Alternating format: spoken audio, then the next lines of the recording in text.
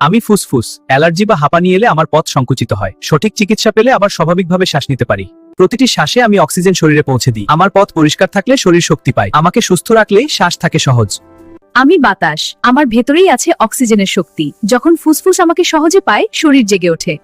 আমি ধোঁয়া, আমি ফুসফুসের পথ ভারী করে দিই। আমাকে দূরে রাখলেই শ্বাস সহজ থাকে।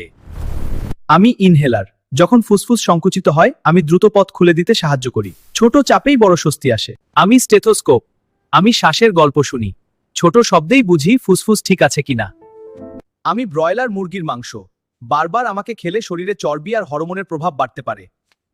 ভালো খবর, আমি তোমার পেশি বাড়াতে, হাড় মজবুত করতে এবং এনার্জি বাড়াতে সাহায্য করি, তাই আমি সব খারাপের মাঝেও উপকারী।